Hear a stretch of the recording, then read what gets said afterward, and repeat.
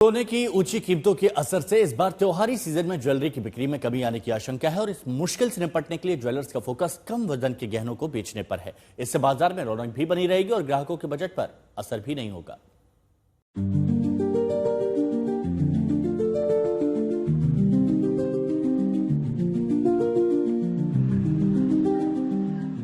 त्योहारी सीजन देश में खरीदारी बढ़ाने के साथ ही अर्थव्यवस्था को भी बूस्टर डोज देने का काम करता है।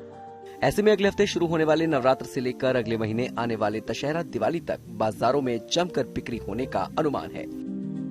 लेकिन इस दौरान धनतेरस जैसे त्योहारों की वजह से जोर शोर से होने वाली सोने की खरीदारी में इस बार कमी आने की आशंका है। दरअसल इस बार सोने की डिमांड के रास्ते में ब्रेकर बनने के लिए इसके ऊंचे दाम तैयार हैं, जिसकी वजह से लोग सोच समझकर ही इसकी खरीदारी कर रहे हैं। इस मुश्किल से उबरने के लिए ग्राहक अब भारी गहनों की जगह हल्के वजन के गहनों का ऑर्डर दे रहे हैं। कारोबारियों का कहना है कि अगर कीमतों में कमी नहीं आती है तो ज्वेलरी की त्योहारी बिक्री पर भी असर पड़ेगा। इस साल सोने के दाम 33,809 रुपए प्रति 10 ग्राम तक बढ़ गए हैं। 31 दिसंबर 2024 को 10 ग्राम 24 कैरेट सोना 76,165 रुपए था, जो अब 1,09,971 रुपए प्रति 10 ग्राम हो गया है। वहीं चांदी का भी भाव 40,696 रुपए बढ़ गया है।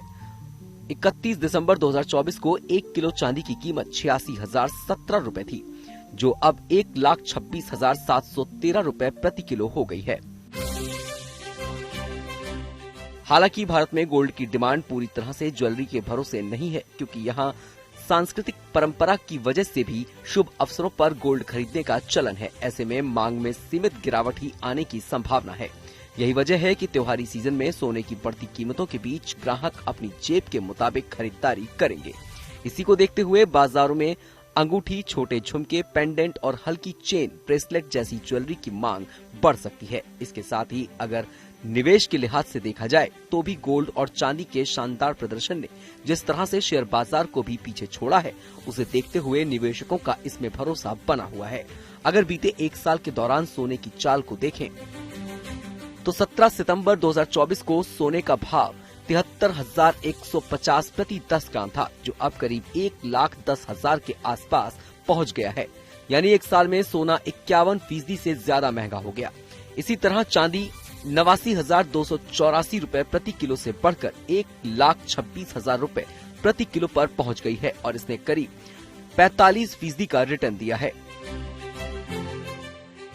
वहीं इसके उलट इक्विटी का हाल फीका रहा है। एक साल पहले यानी 17 सितंबर 2024 को सेंसेक्स 83,080 पर था, जो एक साल बाद 82,000 के आसपास है। यानी 0.84% की गिरावट इस दौरान दर्ज की गई है। ऐसे में हर कोई ये जानना चाहता है कि गोल्ड की आगे की चाल कैसी रहेगी।